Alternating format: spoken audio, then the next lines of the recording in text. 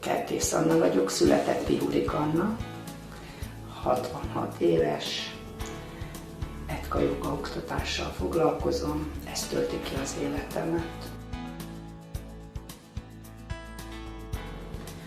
Tehát a számok világában értem, mint nagyon sokan, közgazdasági technikumi érettségivel, mérlegképes könyvelőként, különféle vállalatoknál, intézményeknél szerettem a munkámat, és úgy éreztem, hogy én abba ki tudok teljesedni. Aztán a nyugdíjazásom körül találkoztam valakivel, aki által egy teljesen más életformát sajátítottam el, ismertem meg. Hát ennek 10 éve van immár, és úgy érzem, hogy nekem azóta teljesedett ki az egész életem.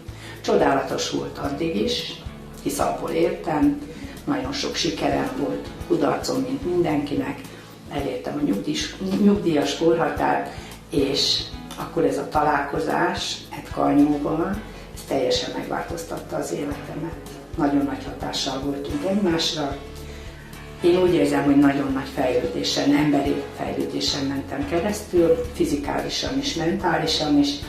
Nagyon közel kerültünk egymáshoz, és csodálatos produktumot hoztunk létre vele és a többiekkel együtt. ETKA anyóról van szó, akit én megismertem ezelőtt 10 évvel, és csodálatos hatással voltunk egymásra, ezt oda-vissza kell, hogy mondjam, és egy nagyon produktív 10 évet töltöttünk el együtt. Nagyon sokat adtunk egymásnak, és ő maga is nagyon sokat elmondta, hogy sokat köszönhet ő is nekem, én pedig neki. Tehát ez oda-vissza működött ez a dolog. Fantasztikus volt ez a munka, ebben én teljesen átalakultam, teljesen más szakmát tanultam meg nyugdíjasként, amit a mai napig is űzök, és én úgy érzem, hogy életem utolsó pillanatáig erre képes leszek. Arra tanított meg, hogy mit adhatok az embereknek mosolyogva, könnyedén, amitől sokkal jobban fogják érezni magukat. Nekem ezt jelenti az ETKA módszer. ETKA anyó nagyon nagy hatással volt rám, és nagyon sok inspirációt kaptam tőle. Tehát túl azon, hogy megtanultam, hogy mit jelent a saját testemmel bánni, mit jelent harmóniában élni önmagammal, ezt mind tőle tanultam. De ezen túlmenően megtanultunk olyan közös gondolkodással adni embereknek valamit, ami nem csak az ő életét teljesítette, hanem az enyémet is. Tehát azt érzem, hogy minden nap több és több vagyok általa vele.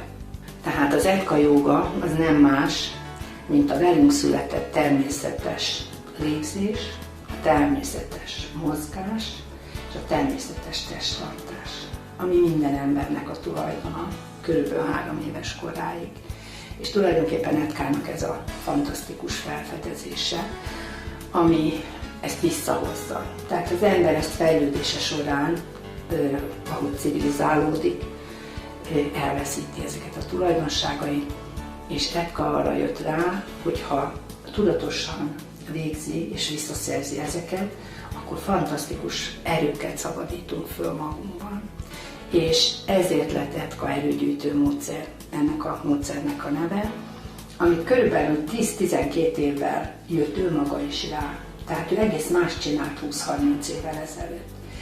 És nagyon sokan nem is fogadják már ezt el, mert nem is tudják, hogy mi ez. Tehát ő a hagyományos jóga irányzatot követte, és fantasztikus hajlékony lett, és olyan dolgokra lett képes, amire nagyon kevés ember, de nem ez a lényege.